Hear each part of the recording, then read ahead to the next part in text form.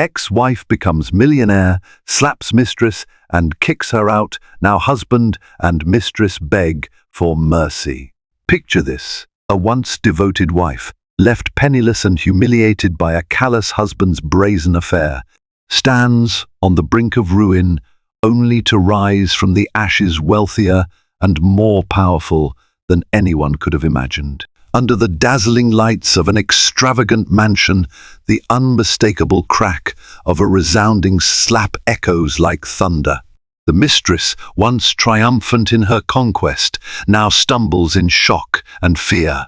Beside her, the once proud husband trembles, begging for mercy at the feet of the ex-wife he thought would remain broken forever. This is a story of betrayal, revenge, and the ultimate triumph, a tale you won't want to miss. Amanda Sullivan walked the halls of the prestigious Sullivan and Grant Architects, brimming with a sense of pride.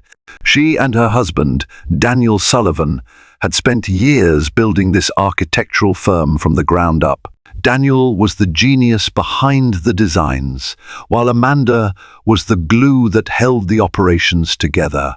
They were partners in business and, until recently, partners in life. At least that's what Amanda believed. Yet subtle cracks had begun appearing in their personal lives. At first, Amanda brushed off her suspicions. Late-night meetings, abrupt phone calls Daniel would take in hushed tones. She convinced herself that every great success demanded sacrifices and secrets. He's probably just stressed, she'd reassure herself. He's trying to land a big client. That was the story Amanda repeated, desperately clinging to the notion of a happy marriage. One morning, Amanda arrived at the office to find Daniel's phone vibrating on his desk. He had left it behind after rushing to an off-site meeting. The screen displayed a name she didn't recognize: Eva Hathaway, accompanied by a string of heart emojis. Amanda's heart pounded. She'd never known Daniel to have female clients who contacted him with such intimacy. Her intuition roared, urging her to pick up the phone. But she resisted, reminding herself that trust was the foundation of any marriage. Nevertheless, that one name gnawed at her: Eva Hathaway. Amanda had never heard it mentioned in any pitch meeting, design session, or corporate gathering. Why was this woman so close to her husband? A tinge of jealousy flickered within her, something she'd rarely felt before. Amanda was typically confident both in her career success and her husband's love. She had always believed Daniel adored her wholeheartedly. That night, Amanda confronted Daniel casually during dinner at their favorite Italian restaurant. "You left your phone at the office," she said, swirling her fork through the pasta. Someone named Eva Hathaway called multiple times, in fact. Daniel stiffened, his usually composed demeanor faltering for just a moment. He forced a smile and tried to maintain an air of calmness. "Oh, that's just a new client," he replied quickly. "She's very hands-on with her project and calls me at all hours. You know how some clients can be." Amanda nodded, forcing a smile back. She wanted to believe him, but her instincts told her that something was off. The typically straightforward Daniel was speaking a bit too fast, blinking more than usual, and avoiding eye contact. Still, she told herself not to jump to conclusions. Over the next few weeks, those odd little behaviors escalated. Daniel started coming home past midnight, and when confronted, he claimed to be working late. Once, Amanda caught a waft of unfamiliar perfume on his blazer, floral, sweet, and nothing like her own scent. Another time, he rushed out of a dinner party the moment his phone buzzed, leaving Amanda to fend off curious friends. Finally, a tipping point arrived. On a Wednesday afternoon, Amanda had a routine meeting scheduled at the office. She decided to show up earlier than usual to get some documents ready. As she unlocked the door to Daniel's private office, the sight before her made her blood run cold. There was Daniel, pressing a kiss onto the lips of a dark-haired woman who was perched confidently on his desk. Amanda's gasp alerted them to her presence. The woman, Eva Hathaway, without question turned slowly, her eyes narrowing as though irritated by the interruption. Daniel spun around, cheeks flushing with a mix of guilt and anger. "Amanda," he stammered, This isn't what it looks like." But Amanda knew exactly what it was. The seeds of betrayal had sprouted before her very eyes. Everything she had been ignoring, every sign, every suspicious behavior, was now painfully validated. She felt as if the ground had opened beneath her, threatening to swallow her whole. It was in that soul-shattering moment that Amanda realized her life was never going to be the same. Amanda's entire world had collapsed in seconds. She stormed out of Daniel's office, with tears streaming down her face, and fled to the restroom, where she locked herself in a stall. Hands trembling, she dialed the one person who had stood by her since childhood, her cousin, Melissa Pierce. Melissa was the type who offered unwavering support and fierce loyalty, but she was also blunt. "Amanda, honey, I never wanted to tell you this," she began after Amanda recounted the horrifying scene. "But I've seen Daniel around town with that woman, Eva, and I suspected something. I just didn't know how to break it to you." The call ended with Melissa promising to pick Amanda up from the office. Amanda took a deep breath, trying to steady her trembling shoulders. The betrayal felt like a physical weight, pressing down on her chest and making it hard to breathe. When Amanda finally emerged from the restroom, the staff members gave her sympathetic smiles. Apparently, Daniel and Eva's whispered argument in his office had been overheard by more than one employee. Amanda felt the sting of embarrassment. It was humiliating to realize that her personal heartbreak was so public. Melissa arrived shortly and led Amanda out of the building. The pair headed to a nearby cafe, where the comforting aroma of coffee did little to ease Amanda's turmoil.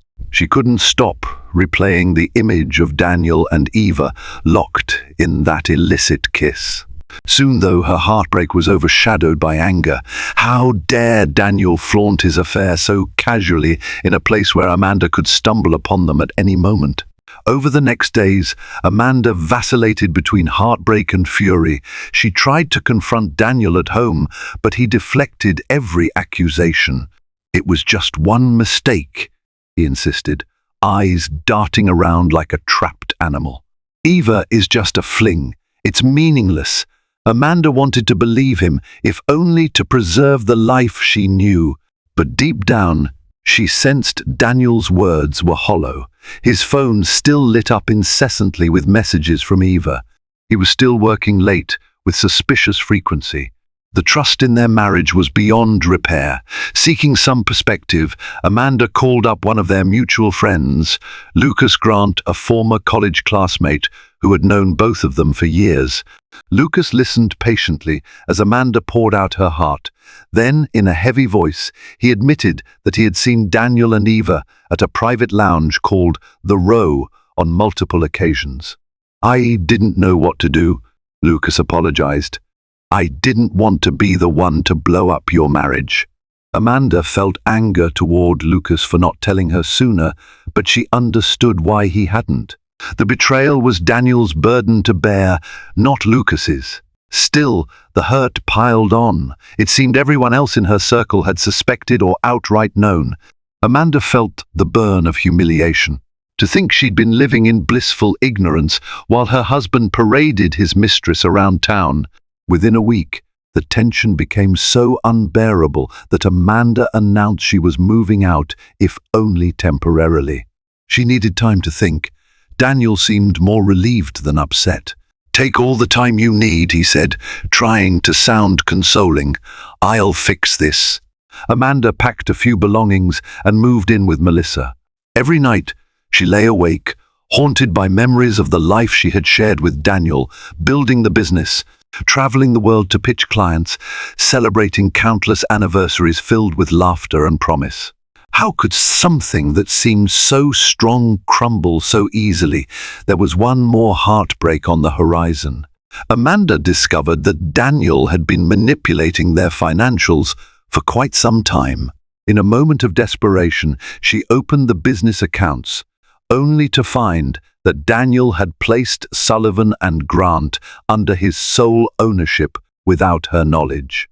The contract they had signed years ago had somehow been updated. Amanda's name was removed from the executive positions, leaving her with zero claim to the firm she had worked so hard to establish. When she confronted Daniel about it, he hardly tried to hide his deception. "Business is ruthless," he replied with chilling calm. "I'm sorry, Amanda, but you never had the head for the financial side of things. I had to protect us. Protect me." For Amanda, the final blow came when she realized she was not only betrayed, but also financially locked out of the company. Her marriage was shattering, and now the business she had poured her heart and soul into was slipping through her fingers. She had always believed marriage was a partnership of trust and love. But as she looked at Daniel, standing across the living room with his arms folded, she saw a stranger, calculating, manipulative, and unrepentant. In that moment, Amanda knew she needed to get far away from Daniel Sullivan. She needed to tear down whatever illusions remained and find a fresh start, even if it meant walking away with nothing. Amanda's decision to file for divorce came swiftly after discovering Daniel's financial betrayal.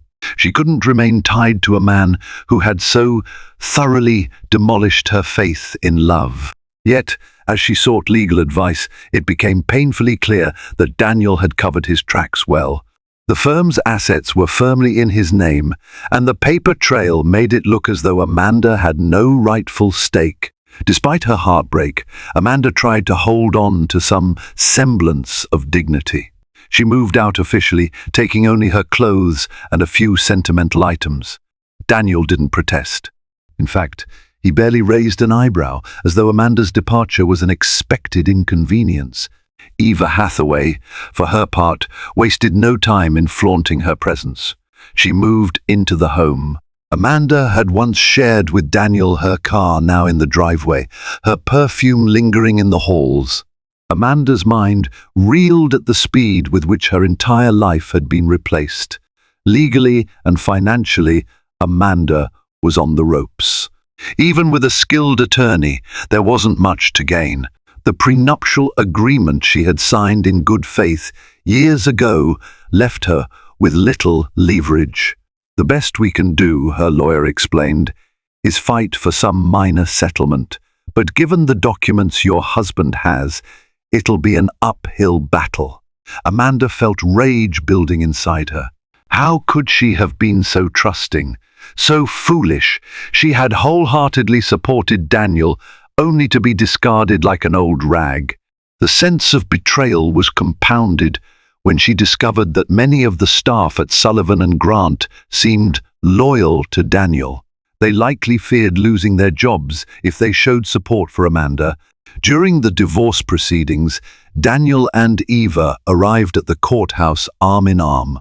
Amanda's humiliation was complete. She tried to maintain her composure, but inside she felt her spirit breaking.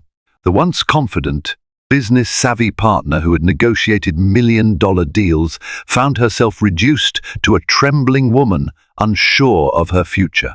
The judge ultimately granted the divorce, awarding Amanda a modest sum that barely covered her legal fees.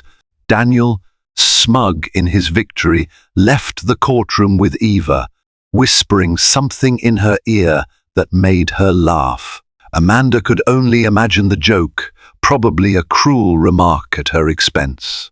But the worst moment of that day came when Daniel handed Amanda a small box containing her wedding ring, her engagement ring, and a pair of diamond earrings. "I assume you want these back," he said coolly. "They don't hold any sentimental value for me anymore." Amanda stared at the glimmering jewelry. She remembered how Daniel once swore eternal love when he slid that ring onto her finger. Now, his eyes were devoid of any hint of regret or warmth. The items in the box felt like mockery in physical form, cold reminders of a past that meant nothing to him. Consumed by despair, Amanda spent her first nights post-divorce in a cheap motel room, weeping into her pillow. Melissa offered her a place to stay, but Amanda refused. She needed to process her pain alone. She needed to figure out how to survive. Her bank account was nearly drained, and job prospects seemed dismal.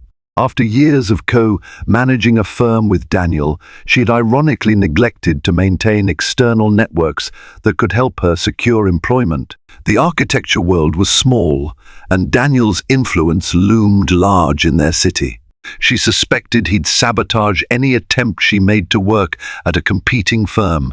Each day felt darker than the last. Amanda feared she had lost everything: her marriage, her career, her dream. Memories of past happiness haunted her. She recalled their honeymoon in Venice, where Daniel had serenaded her on a gondola. It was a scene out of a fairy tale, now forever tainted by lies. One night, as she drowned her sorrows in a dingy bar, Amanda overheard a conversation about an old building rumored to be haunted. Its ownership was under dispute, and the property was set to go on sale at a dirt-cheap price. For reasons she couldn't explain, Amanda found herself intrigued. Maybe it was the desperation talking, or the lure of starting something fresh. She jotted down the address and contact details, thinking, "What do I have to lose?" With nowhere to go but up, Amanda resolved to start her life over. Little did she know, fate was about to deal her a far more surprising hand than she could have ever anticipated.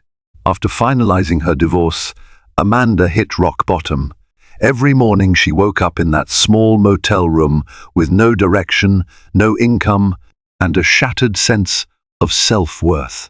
But she still had a fire inside her, that unyielding drive that had once helped build Sullivan and Grant from nothing. She knew she had to survive more than that. She had to thrive. She remembered the property tip she'd overheard and decided to investigate. The building in question was an old Victorian mansion on the outskirts of town. It had fallen into disrepair over the last decade, scaring off prospective buyers due to rumored ghosts and structural issues. When Amanda arrived to tour the property, she found peeling wallpaper, broken windows, and an overwhelming sense of melancholy.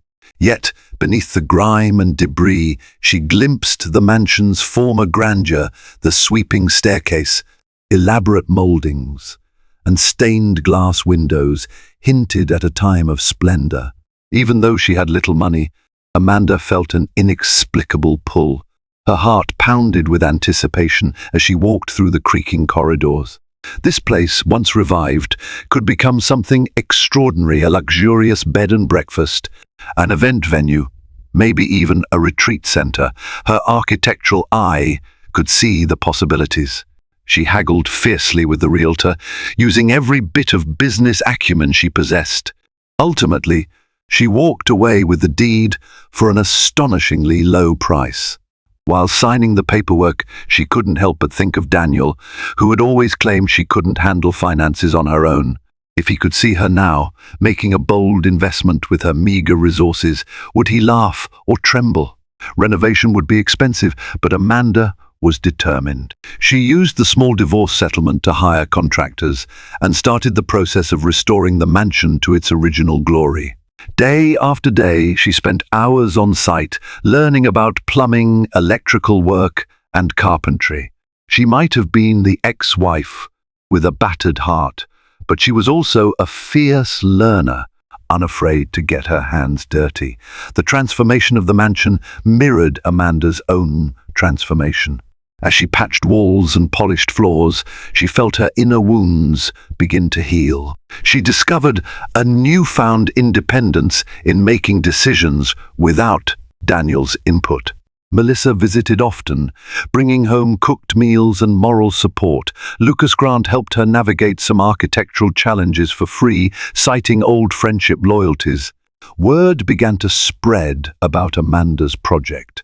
Local news outlets picked up the story of a once prominent architect's ex-wife renovating a supposedly haunted mansion. People were intrigued by her resilience. One reporter wrote a feature article titled "Rebuilding a Life, One Brick at a Time," showcasing Amanda's journey from betrayed spouse to determined entrepreneur. During one late night, as Amanda was poring over cost estimates in the mansion's dusty study, she received a phone call. It was from Henry Dalton, an elderly man who had read the article and claimed to be the sole descendant of the original mansion owner. He expressed gratitude that someone was finally preserving his family's legacy. "My great-grandfather built that house in 1890, Henry said with a quavering voice. "It broke my heart to watch it decay. If you need any historical documents or old blueprints, I have boxes full." Amanda met with Henry the next day. Not only did he provide priceless historical records, but he also revealed an astonishing secret. The mansion's original land deeds included a clause that granted mineral rights to the owner. Deep beneath the property, there were rumored veins of precious stones, possibly even rubies, though no one had ever officially surveyed the land. Amanda listened in disbelief. It sounded too good to be true. But Henry insisted that decades ago, his own father had tried to drill and discovered small amounts of ruby crystals. He didn't have the funds to continue, so the project was abandoned. Henry sighed. "I tried to revive it, but life got in the way. Now, it's up to you." Suddenly, the battered old mansion was more than a potential bed and breakfast. It was a treasure chest waiting to be unlocked. Amanda's mind whirled with possibilities. If even a fraction of these mineral rights were real, she could secure enough funding to not only renovate the mansion, but launch an entirely new business empire. She could surpass Daniel Sullivan's success in ways she never dared dream. Yet, there was a catch: funds. Amanda barely had enough left to finish the renovations. Mining operations would cost a fortune she simply didn't have. She needed an investor, someone who believed in her and had the capital to make it happen. But for once, Amanda didn't feel afraid. She had overcome betrayal and humiliation.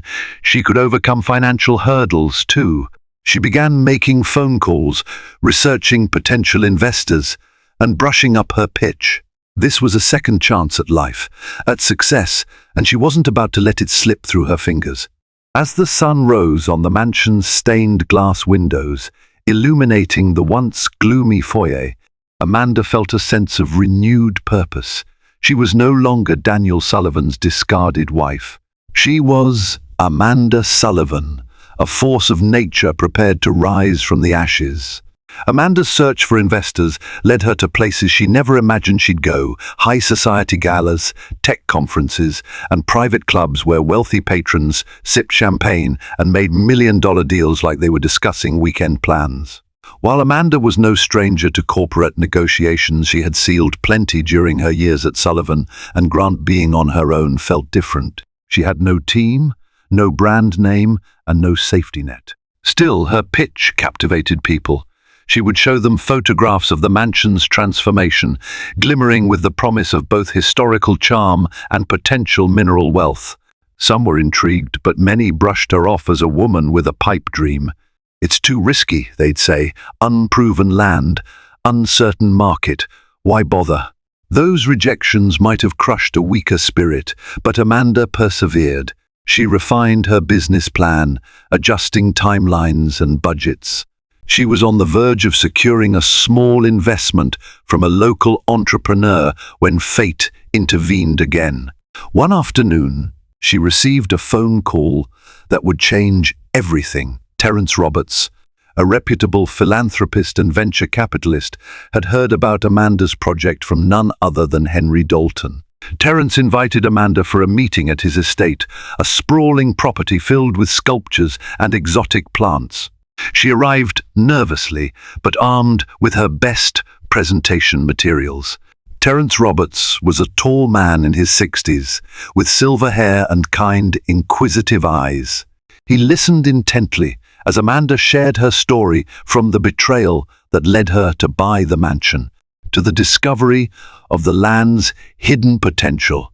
She showed him the old maps, property deeds, and geologist reports she had managed to commission. They suggested there was indeed a promising vein of rubies in the ground, potentially worth a fortune if tapped properly. When Amanda concluded, Terence leaned back, steepling his fingers. "Your resilience is remarkable," he said thoughtfully. "I'm inclined to help you, but there's something I need you to know." Amanda braced herself for more bad news. Instead, Terence revealed that he had known her late father, Charles Bingham, in their youth. They had crossed paths during a charitable event, and Amanda's father had made a strong impression on Terence. "He was one of the most genuine and courageous men I ever met," Terence reminisced. "He once told me he hoped his daughter would grow up to be just as strong as her mother." Tears welled up in Amanda's eyes. Her father had passed away when she was a teenager, and she had few memories to cling to. Hearing this was like receiving a precious gift. "I'd like to invest in your venture," Terence continued. "But more than that, I want you to know I believe in you. You have your father's spirit, Amanda." From that moment, a partnership was forged. Terence provided the capital Amanda needed to begin exploratory drilling on the property, as well as accelerate the mansion's renovations. He even introduced her to a network of geologists and engineers who specialized in small-scale mining projects. For the first time in a long while, Amanda felt hope balloon in her chest, replacing the bitterness that had consumed her after Daniel's betrayal. Sure enough, initial surveys of the land proved promising. Early excavation efforts uncovered small clusters of rubies, enough to suggest that a more extensive operation could yield immense profit. As construction crews worked around the mansion, teams of geologists and miners began laying the groundwork for a full-scale project. Still, Amanda remained cautious. She knew how quickly fortune could turn. She also recognized that success wasn't guaranteed. The weight of Terence's investment and her own future bore down on her. Failures in this venture would mean financial ruin again, and then an unexpected twist arrived in the form of legal documents delivered to Amanda's door. Evidently, her late father had left behind an undisclosed inheritance, locked away until Amanda turned 35 or until she faced a significant life event. The lawyers explained that the dissolution of Amanda's marriage triggered a clause in the inheritance agreement, granting her immediate access to funds her father had set aside. Amanda's head spun as she read the numbers. It was a substantial amount, more than enough to cover renovation costs for the mansion if necessary. Her father, Charles Bingham, had somehow foreseen she might need a safety net one day. Even from beyond the grave, he was protecting her, ensuring she had a fighting chance. This dual windfall, Terence's investment and her father's inheritance, catapulted Amanda's project into a realm of rapid expansion. With funds flowing, the mansion's restoration proceeded at lightning speed. The drilling operation ramped up, uncovering more rubies. Experts valued the potential yield at millions. If everything continued on track, Amanda Sullivan would soon be wealthier than she ever dreamed. Unbeknownst to her, word of her impending success began to ripple through social circles. It eventually reached the ears of Daniel Sullivan and Eva Hathaway, who were far too curious to resist investigating. After all, Daniel had always underestimated Amanda. Now, the sudden whispers of her newfound wealth piqued his attention and threatened his ego. As Amanda walked through the mansion's gleaming corridors, freshly painted and decorated, she felt a surge of pride she hadn't known in years. This place wasn't just a building, it was a testament to her ability to rise up, to rewrite the narrative of her life. Little did she know that the final act of her transformation was soon to unfold with a dramatic confrontation she could never have predicted. Grand opening day arrived under a clear, luminous sky. Amanda stood in front of the restored Victorian mansion, now christened Bingham Estate and Retreat, in honor of her father's legacy. Media outlets, local dignitaries, Investors and curious townspeople gathered to witness the unveiling of the once rundown property, now meticulously renovated into an upscale bed and breakfast and event venue. Reporters swarmed Amanda, shoving microphones and cameras in her face. They wanted the story, how she rose from the ashes of a humiliating divorce to revitalize a historic landmark and uncover a secret ruby mine in the process. Amanda, poised and elegant in a simple black dress, took questions calmly, exuding confidence. She never thought she'd have again. People marveled at the mansion's transformation. Gleaming chandeliers lit the high-ceilinged foyer, velvet drapes adorned tall windows, and polished woodwork shone under soft lighting. The staff, hired and trained personally by Amanda, bustled around with trays of champagne and hors d'oeuvre. Every detail spoke of class, rebirth, and triumph. As the day wore on, an unexpected hush fell over the crowd. Heads turned toward the entrance, where none other than Daniel Sullivan and Eva Hathaway made their grand entrance. Daniel was dressed in a tailored suit, his eyes scanning the opulent surroundings with evident surprise. Eva clung to his arm, her designer dress shimmering under the lights. Amanda felt her stomach twist, but she kept her composure, forcing herself to greet them calmly. "Amanda," Daniel said, voice dripping with false warmth. "I heard about your big day. Quite the success, I see." His gaze roamed the mansion with a mixture of envy and grudging admiration. Eva, meanwhile, offered a tight-lipped smile. Beneath her cool exterior, Amanda sensed unease. Perhaps Eva realized she was stepping into territory that Amanda had painstakingly built on her own. "Thank you for coming," Amanda replied, matching his politeness with an unwavering smile. She refused to let them see her rattle.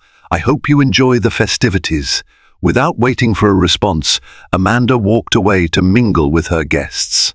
She found Terence Roberts talking with local officials near a portrait of her father, displayed in the mansion's main hallway. "Amanda," Terence said warmly when he spotted her. "This is quite the turnout. Congratulations." "Thank you, Terence," Amanda replied, feeling gratitude swell within her. "I couldn't have done this without you, or without my father's hidden inheritance." She gestured to the portrait of Charles Bingham, a younger version of him smiling back at her. "I wish he could be here." While Terence resumed speaking with the officials, Amanda wandered over to Henry Dalton, who was proudly regaling a group of guests with the mansion's history. "Amanda, you've turned this place into what my great-grandfather always envisioned," he said, beaming. "He'd be so proud of you." Among the crowd, she noticed Daniel and Eva standing awkwardly near the buffet table, overshadowed by the grandeur of the event. It was the inverse of their previous dynamic.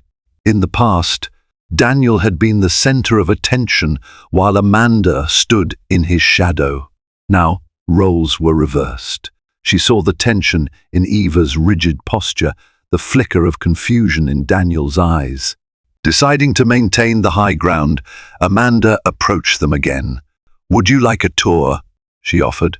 "I can show you some of the renovation highlights." Eva plastered on a bright smile. "That would be lovely," she said, though her tone was forced. Daniel nodded, his face unreadable. Amanda led them through hallways lined with framed architectural sketches, describing how each wing had been restored. She pointed out structural reinforcements, original moldings preserved, and custom additions that paid homage to the building's Victorian roots. If nothing else, she wanted them to see her accomplishments for what they were, a testament to her vision, not dependent on Daniel's name or resources. When they reached a smaller drawing room converted into a lounge, Eva shot Amanda a thinly veiled glance. "I must say, I never pictured you doing all this," she said. "You've certainly changed, Amanda." Amanda turned to face her, sensing an undercurrent in Eva's words. "Betrayal has a way of lighting a fire within people," she replied evenly. "But I don't hold grudges. I've moved on." Daniel shifted uncomfortably. "Look, Amanda, he began. "I wanted to say congratulations on your success. I truly mean that. It might have been genuine remorse or merely a performance." Amanda couldn't tell. Before she could respond, Terence Roberts appeared at the doorway, beckoning Amanda. "My apologies," Amanda said, stepping away. "I have some business to attend to. Please, enjoy yourselves." And with that, she left Daniel and Eva standing there, overshadowed by the world she had built from her sorrow. The grand reveal of Bingham Estate and Retreat wasn't just about a mansion, it was about Amanda's metamorphosis into a woman who refused to remain a victim. She had reclaimed her life, and everyone, including her former husband and his mistress, could see it. It didn't take long for rumors of Amanda's burgeoning wealth to spread like wildfire. Shortly after the grand opening of Bingham Estate and Retreat, socialites, business moguls, and curious onlookers whispered about the Ruby Heiress, as some tabloids dubbed her. The media latched onto the dramatic narrative, ex-wife left for mistress, only to become a millionaire success story. Amanda's phone buzzed relentlessly with interview requests and collaboration offers. Daniel Sullivan watched from the sidelines, his pride wounded. The name Sullivan and Grant had once commanded respect in architectural circles, but now Daniel found that potential clients were just as interested in Amanda's meteoric rise. Business at his firm stagnated, with many new contracts opting to approach Bingham Estate for design consultancy or events, especially when they learned Amanda Sullivan was at the helm. Ironically, it was Amanda's star that now shone bright in the architecture and hospitality world. Late one night, a furious Daniel slammed down his whiskey glass on the kitchen counter, splashing amber liquid onto Eva's designer tablecloth. Eva jumped, annoyance flashing across her features. "Daniel, what's gotten into you?" she snapped, dabbing at the spilled liquor. "What's gotten into me?" Daniel echoed, voice thick with frustration. "Our revenue is down 20% this quarter. Clients are walking away, and it's all because Amanda is hogging the spotlight. Did you see that article praising her architectural knowledge? She was never that great. I was the brains behind Sullivan and Grant." Eva crossed her arms, her polished nails tapping against her elbow. "Maybe you should focus on bringing in new clients instead of sulking," she offered, not very sympathetically. "Blaming Amanda won't fix anything." Daniel glared at her. "Don't act like you're above this. Our entire lifestyle is funded by that firm. If it goes under, you lose just as much as I do." Eva rolled her eyes, but she had no retort. Their once fiery romance had cooled significantly under financial stress and Daniel's increasingly irritable demeanor. Meanwhile, Amanda was flourishing. She branched out her property holdings, buying a vacant commercial building downtown to convert into an upscale co-working space. Investors clamored to pour money into her projects, seeing her as a savvy businesswoman with an unerring knack for spotting opportunities. She remained humble but focused, often working 16-hour days to ensure every detail was perfect. To add salt to Daniel's wounds, Amanda's success story caught the attention of a prestigious architecture magazine, Modern Build, which reached out for a cover feature. They wanted to showcase her design approach, her entrepreneurial spirit, and, yes, the personal drama that made her rise so compelling.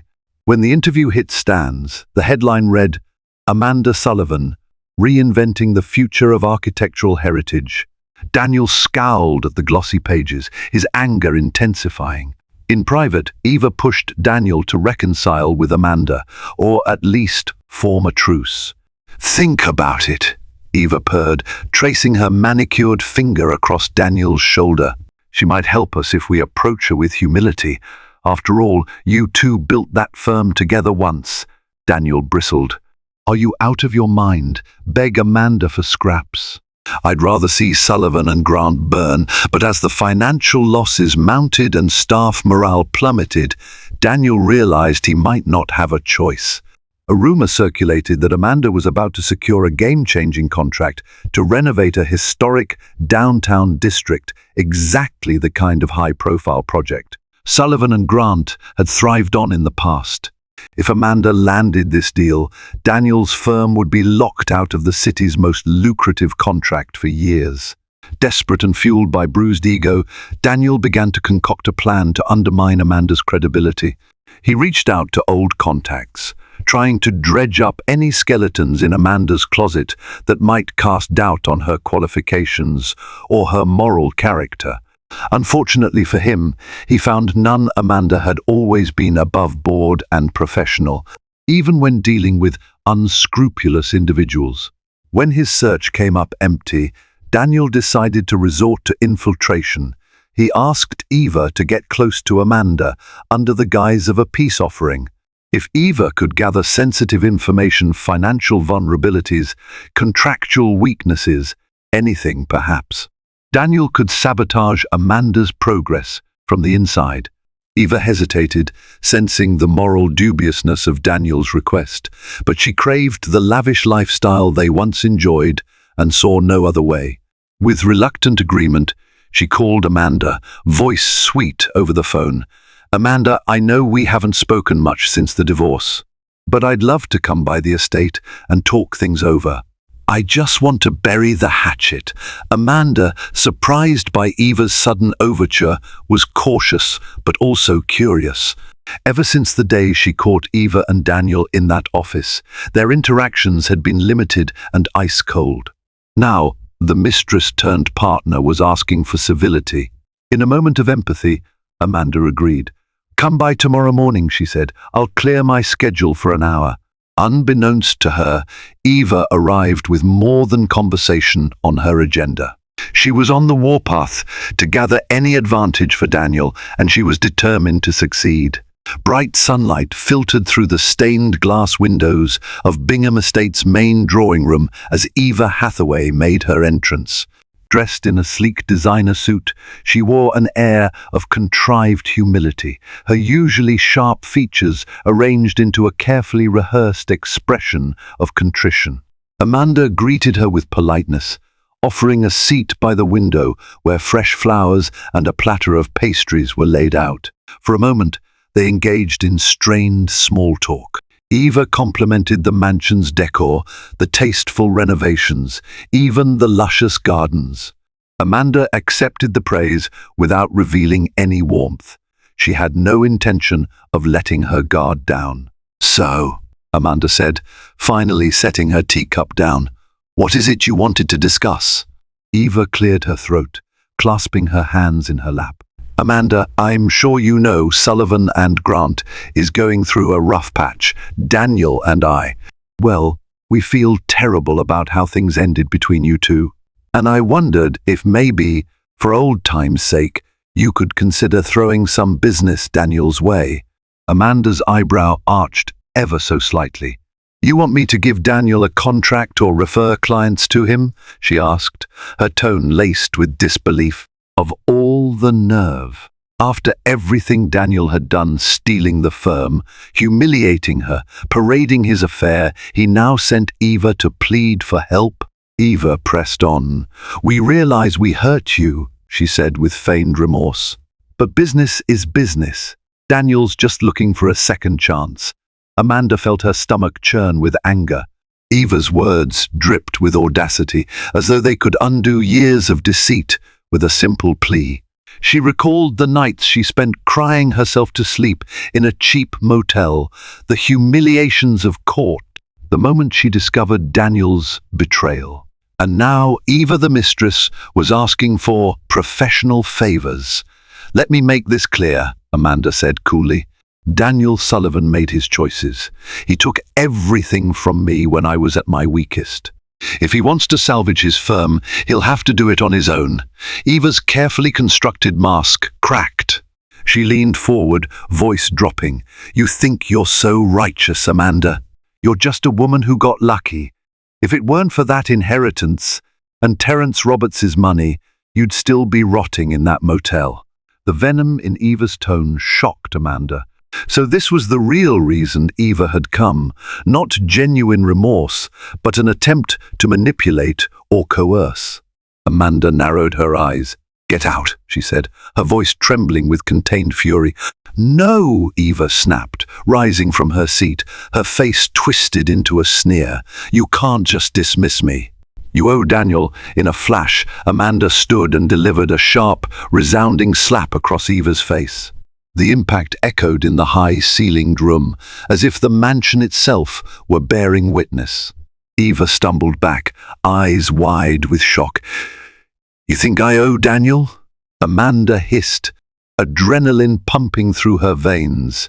"After he destroyed our marriage, left me with nothing, and paraded you around like some trophy? You have the nerve to come into my home and demand I help him?" Eva's hand flew to her stinging cheek, her face twisted between outrage and fear.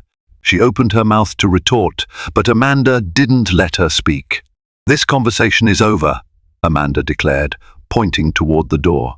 "Get out of my house, now." Shaking with anger and humiliation, Eva gathered her purse and stormed out. In the corridor, curious staff members glanced her way, quickly averting their eyes. The hush of the mansion only amplified the thunderous fury echoing in Eva's head. Outside, she fumbled with her car keys, still dazed from the slap. Her phone buzzed, and she saw Daniel's name flash on the screen. She didn't pick up. She couldn't bear to talk to him right then. He'd insisted on her infiltration, but she'd failed spectacularly, and now she was left with a burning cheek and a bruised ego. Inside, Amanda's hands shook as she took a few deep breaths. She had always prided herself on restraint, but seeing Eva's smug face in her home had ignited a long-suppressed rage. She replayed the moment in her mind, the crack of the slap reverberating like an exclamation mark on all the pain she had endured. News of the altercation spread quickly through the estate staff. By evening, Terence Roberts heard of it, and he couldn't hide a slight grin when Amanda recounted the details. "She had that coming," he remarked, though caution shone in his eyes. "Just be mindful of any repercussions. People like Eva Hathaway won't take that lying down." Amanda nodded. Her anger cooled to a simmer. She was prepared for any fallout. She had been through too much to fear confrontation now. One thing was certain, she was done letting Eva or Daniel believe they could manipulate her. She was done playing the victim. The slap was more than physical retaliation. It was a symbolic line in the sand. Amanda Sullivan, once broken, would bow to no one ever again. In the days that followed, the slap became the talk of the town. Gossip spread quickly through social circles and online forums. At first, Daniel laughed off Eva's account, thinking she must have provoked Amanda somehow. But when the story circulated further, with accounts from the estate staff, he realized the seriousness of the situation. Amanda was no longer to be trifled with.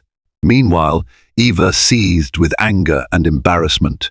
She thought about filing assault charges, but Daniel convinced her it would only bring more negative publicity to Sullivan and Grant. Their crumbling reputation couldn't withstand another scandal. Reluctantly, Eva decided to let the matter drop for now. Yet, their problems only deepened. Clients continued to cancel contracts or quietly drift away, preferring to do business with fresh, up-and-coming firms. Overhead costs ballooned. Investors demanded answers. Facing the stark reality of a potential bankruptcy, Daniel was forced to confront a truth he'd been avoiding for months. Sullivan and Grant might not survive. Desperate, Daniel clung to the last straw of hope. He needed Amanda's support. He might not have liked it, but he couldn't deny. Her success was overshadowing his firm's downfall. Late one night, he paced the living room while Eva pretended to read a magazine, ignoring his frantic muttering. Finally, he grabbed his car keys. "I'm going to Bingham Estate," he announced, a wild look in his eyes. Eva looked up, startled. "What? Why?" "After what she did to me," Daniel cut her off with a pained grimace. "Because we have no other options," he snapped. "Amanda has the leverage. If she puts in a word, Maybe we can at least secure subcontracting work from her expansions or something, anything to keep us afloat. Eva narrowed her eyes but said nothing. She sensed it was futile to argue. She also knew Daniel's pride must be in tatters, facing the prospect of pleading for help from the woman he once discarded. So Daniel drove under the cover of night to Bingham Estate, his nerves fraying with every mile. When he arrived, he found the property lit by elegant lanterns and security lights, the grandeur even more pronounced in the moonlight. He steeled himself and approached the door, half expecting it to be slammed in his face. Amanda answered personally, likely because it was so late and the staff had retired. She stood in the doorway in a simple robe, her hair loose around her shoulders. Even in this casual state, she looked every bit the powerful businesswoman she'd become. "What are you doing here?" she asked, her voice tinged with surprise and annoyance. Daniel exhaled shakily. "Can we talk?" he asked, his tone pleading. "Please, Amanda." Amanda studied him for a moment, noting the desperation in his eyes. Against her better judgment, she stepped aside, letting him in. She led him to a smaller sitting room off the main hall, no sense in showcasing the mansion's grandeur more than necessary. "I'll keep this brief," Daniel began, sinking into a chair. "Sullivan and Grant is in trouble. Clients are bailing. Financially, we're hemorrhaging money. And he paused, swallowing his pride. "I need your help." Amanda's gaze hardened. She thought of the countless times she had begged him for honesty, for compassion, only to be dismissed. Now, here he was, reduced to pleading for her charity. Part of her wanted to relish the moment, to make him squirm. But Amanda wasn't cruel by nature, and she also remembered a time when they had loved each other deeply. She folded her arms. "How exactly do you expect me to help?" she asked evenly. Daniel ran a hand through his hair, betraying his anxiety. "Maybe you can refer some of your upcoming design or renovation projects to Sullivan and Grant," he said. "Or talk to your investors, see if they have properties that need architecture services. If we could just land a few good contracts, we'd stabilize." Silence stretched between them. Amanda recalled the day Daniel had shoved legal documents in her face, effectively cutting her out of her own firm. She remembered the day she found him with Eva in his office. The memory fueled a sense of righteous anger. "You humiliated me, Daniel," she said, softly, each word like a dagger. "You took everything, our business, our home, my dignity. Then you replaced me with Eva. And now you want me to bail you out." Daniel pressed his hands together, looking every bit the penitent sinner. "I know," he said, voice trembling. "I was a fool. I made terrible mistakes. But please, I'm asking you, no, begging you." Amanda couldn't believe what she was hearing. The man who once gazed at her with condescension now bowed his head in a plea for mercy. She felt the painful tangle of conflicting emotions, anger, sorrow, and a faint echo of the love she once had for him. Eventually, she sighed. "I'll think about it," she said curtly. "I'm not making any promises, but I'll consider if there's a role you can play in my upcoming projects." Daniel's eyes flickered with relief. He rose to leave, but paused in the doorway. "Thank you," he whispered, his expression a mix of shame and gratitude. As the door closed behind him, Amanda stared at the polished floor, her thoughts storming in her head. She wasn't naive. She knew Daniel's contrition might be driven purely by desperation. Yet she also recognized that clinging to bitterness wouldn't benefit her. She had risen beyond her heartbreak, forging a new empire. Perhaps, just perhaps, she could let go of vengeance. But that didn't mean she owed Daniel any easy ticket back. If he wanted a lifeline, he'd have to earn it. A week after Daniel's midnight visit, Amanda found herself pacing the newly renovated second-floor hallway of Bingham Estate, where antique paintings hung on the walls like silent witnesses to her life's latest crossroads. She had postponed making a decision about helping Sullivan and Grant, torn between moral responsibility and well-deserved vindication. During one of her morning meetings, Terence Roberts casually asked, "Any thoughts on partnering with Sullivan and Grant for the new hotel project near the riverside? We need additional architectural input, and while we have plenty of options, Daniel's firm is local." Amanda paused, hearing Terence's subtle hint. As a philanthropist, he believed in redemption and second chances, but he also respected Amanda's choices. If she said no, Terence would never push the issue again. Amanda pursed her lips, weighed her pride against the possibility of doing something that might be beneficial for everyone, Daniel included. Finally, she exhaled and said, "Arrange a meeting with them. We'll see if they can handle the subcontracting work under my supervision." Terence nodded, pleased, and quickly reached out to Daniel. The day of the meeting, Daniel and Eva arrived at Amanda's downtown co-working space, looking uneasy. Amanda greeted them in a professional manner, introducing them to Terence and the rest of the project team. Eva kept her head down, avoiding Amanda's gaze entirely. The tension was palpable, but business took precedence over personal animosities. Amanda outlined the scope of the hotel project, a boutique, eco-friendly design that integrated local architectural heritage. It was a substantial endeavor that could provide Sullivan and Grant with the lifeline they so desperately needed. But she made the terms crystal clear. "You'll work under my project management guidelines. I'll be the final decision maker, and I expect full transparency on your costs and progress." Daniel agreed without hesitation. Eva nodded grudgingly, still nursing the memory of Amanda's stinging slap. The room full of professionals sensed the undercurrent, but focused on the project at hand. By the end of the session, an agreement was in place. Sullivan and Grant would become a subcontractor on the hotel project, taking direction from Amanda's leadership team. In the weeks that followed, Daniel and his remaining staff worked diligently to meet the project's high standards. Amanda visited their office, a place once so familiar, yet now oddly foreign. She saw the same drafting tables and blueprint cabinets she had used, the same reception area where she once greeted clients. Memories fluttered by, but she remained composed, her posture a silent testament to her newfound autonomy. Gradually, a tentative professional rapport developed. Amanda was demanding but fair, granting Sullivan and Grant the opportunity to showcase their expertise. Despite Eva's smoldering resentment, Daniel poured himself into the work, determined not to squander this second chance. He rarely spoke of personal matters, focusing instead on the technicalities of design and construction. Meanwhile, Bingham Estate thrived like never before.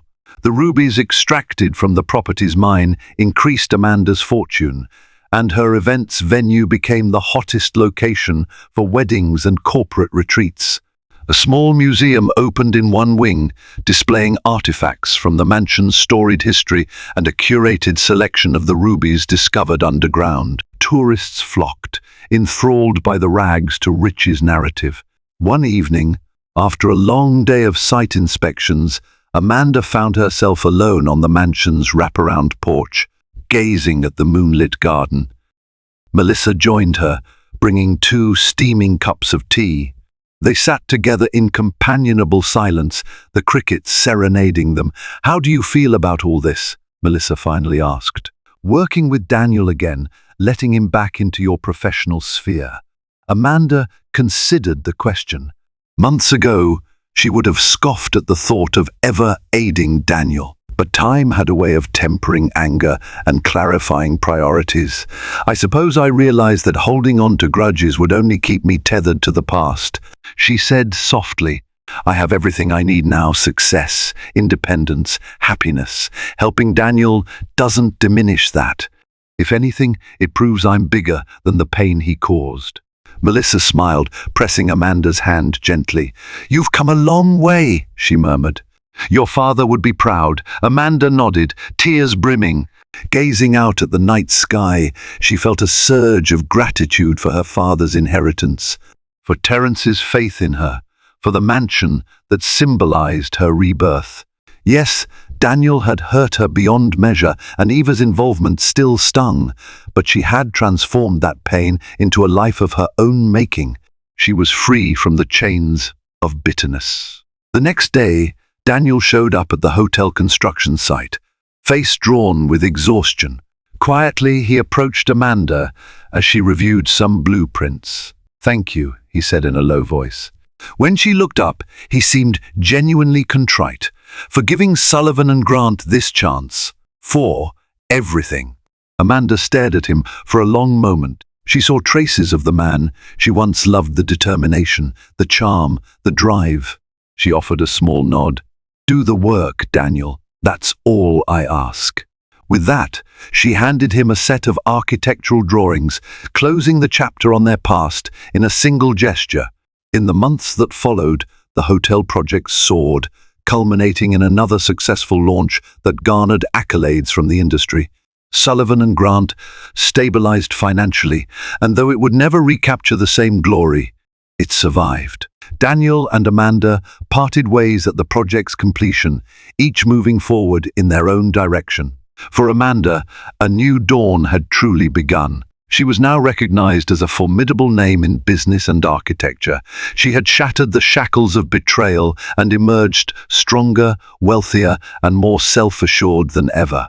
The ex-wife, who had once been left with nothing, had built an empire on her own terms, complete with a resounding slap that echoed through the corridors of her past, forever reminding everyone that Amanda Sullivan was no one's victim.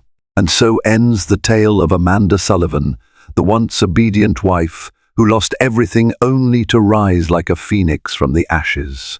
With grit and unrelenting determination, she transformed a rundown mansion into a thriving estate and discovered a hidden ruby mine beneath her feet, becoming wealthier than she ever imagined. Along the way, she overcame heartbreak, betrayal, and the scorn of the very people who once dismissed her.